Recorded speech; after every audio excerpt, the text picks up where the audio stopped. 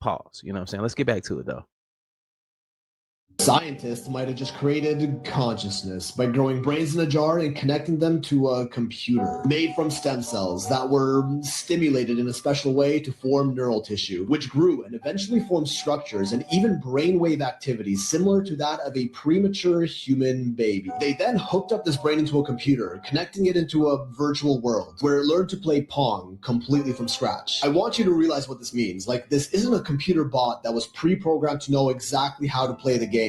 That's easy. It's an organic brain that they grew themselves that was given Pong with no instructions, and it just taught itself how to play, which is honestly nothing new. That's just AI, but this is organic AI, which happens to learn quicker and is also more energy efficient than traditional AI. It learned to play Pong in about 10 to 15 rallies, when a regular computer AI would take around 5,000. Albeit the computer AI can simulate those 5,000 rallies much quicker, but that takes a lot more computing power, which is sort of our main bottleneck with AI at the moment. Energy. This is organoid intelligence. Take human brain cells, grow them in a petri dish, and then use computers to train them just like AI. Naturally, there are ethical concerns rising as there is surmounting evidence showing us that these are conscious, like a human. Even the scientists working on it themselves admit these organoids are sentient. They took it a step further and tested out these organoid brains inside real physical robots, feeding them the sensory input of everything the robot experiences. And since the computer chip running it is organic brain matter, this technically, by definition, is a cyborg. Then there are companies like Final Spark that let you rent server space on these organoid brains, which essentially act like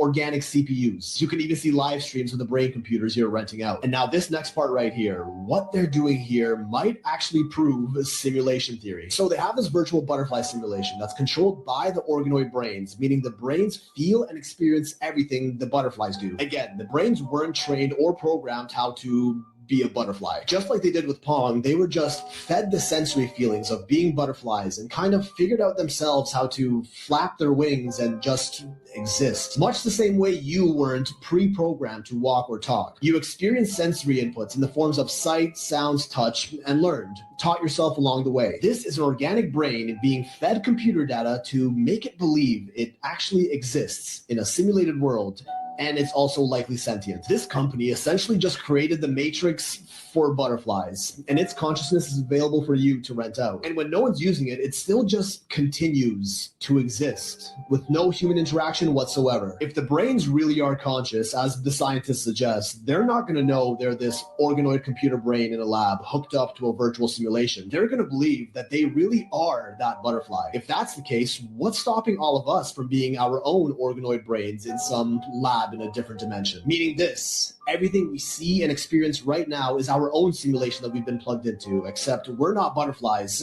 we're humans. And everything we do, every decision we make is not by our own free will, but by some, I don't know, fifth dimensional entity renting server space in our brains, just the same way this Final Spark neural platform lets us do. And when we sleep, maybe our idle brain computational power is used for other purposes, which we experience as dreams. Okay, I'm gonna stop right there. You gotta sleep tonight. Are we really brain organoids, existing in our own petri dishes, connected to and experiencing a fully virtual simulated world? Because we just pulled it off. And according to simulation theory, if we're capable of creating virtual simulated realities, then chances are we're already living in one.